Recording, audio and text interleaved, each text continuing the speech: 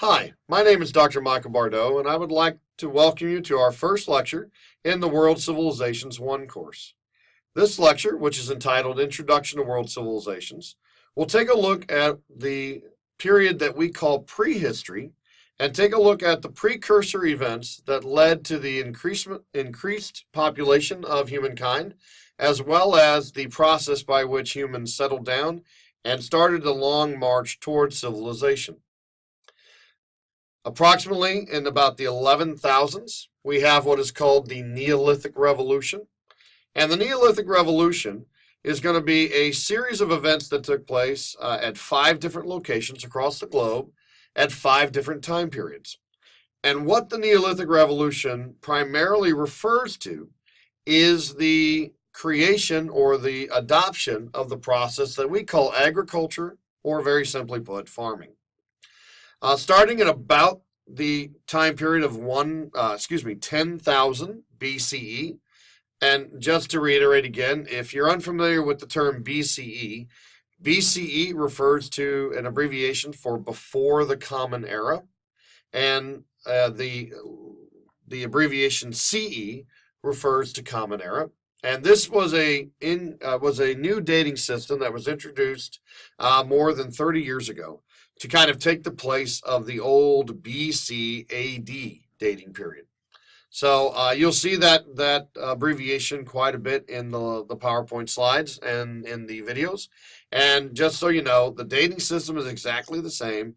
BC corresponds directly to BCE, and AD corresponds directly to CE. So if there are still any questions, go ahead and email me or let me know, and I can discuss this further. Anyway, getting back to the lecture.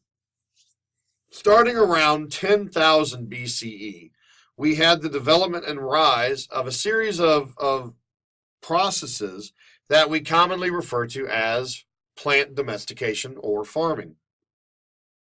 Now, the date might seem a little odd because sometimes you'll hear me refer to like 11,000 BCE or sometimes 9,000 BCE. And the reason why we have such a wide gap, that date of 10,000 BCE is generally plus or minus about 1,000 years. And the reason for that large gap is because we're dating everything based off basically carbon dating as opposed to record keeping. And that's why we call this period prehistory.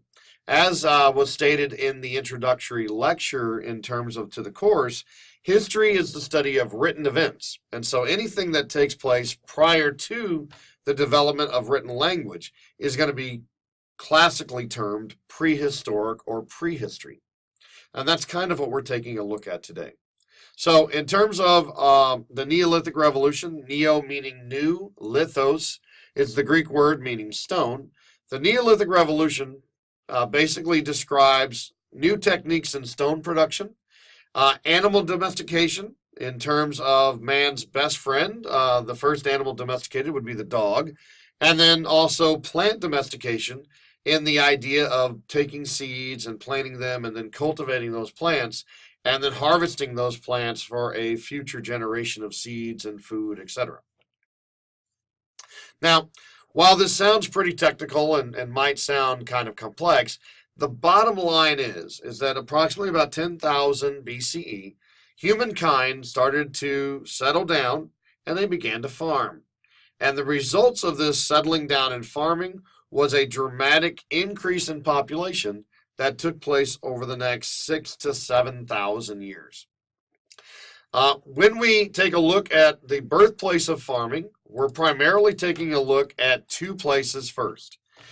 Farming was born earliest in 2 river valleys. The first would have been what's called the Fertile Crescent, or the Tigris and the Euphrates rivers valleys.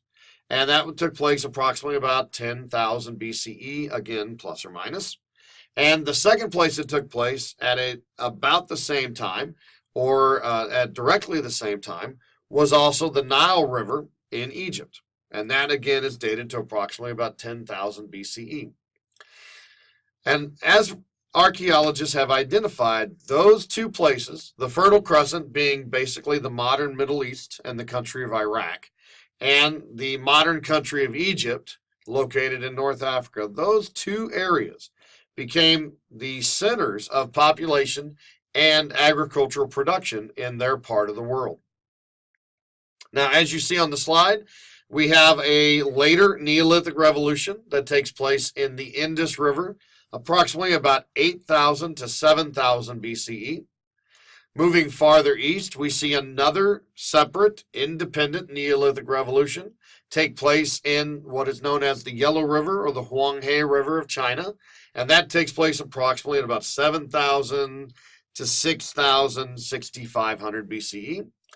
And last but not least, we have our last area of farming that is developed and processed, and that is going to be in the New World, in the so-called New World, North and South Americas, primarily in North America around the Mississippi River Valley, and in the southern in South America around the Amazonian River Basin.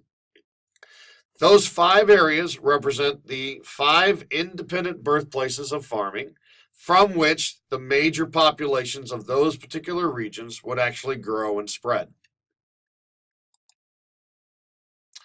And just to let you know, we've got a couple of maps here just to kind of identify where that is.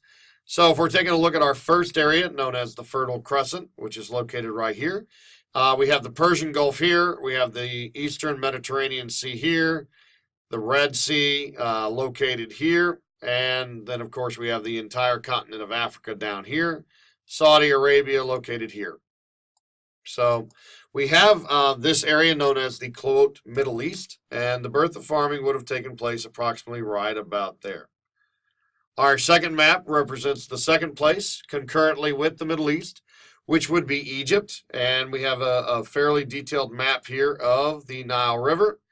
Lower Egypt, ironically, which is farther north, because unlike many other rivers, the Nile River flows from south to north, and everything is oriented in Egypt according to the location you are in relation to the origin of the Nile River, which is farther south outside of Egypt. So we have the Nile River being one of our birthplaces of farming. Just before we move on, you might have noticed we had a couple of places named under the Fertile Crescent, and those places would be Catalhoyuk and the city of Jericho, which are usually considered to be the first major urban centers in the Middle East. There's a picture of Jericho, and kind of it's kind of fuzzy there, but a representation of where it would be in the modern day world. Moving on to farther eastern locales, let me move this map up here for you. We have what's called the Indus River Valley, where our third place of farming began. The Indus River is located here in what is today Pakistan, but what was for centuries considered India proper. We also have the Huanghe River, which is located here, and we would have had the birth of farming in the Chinese or Orient world located right here. And last but not least, we have our map of the United States with the Mississippi River running here and the Amazonian River Basin centered in Brazil located here.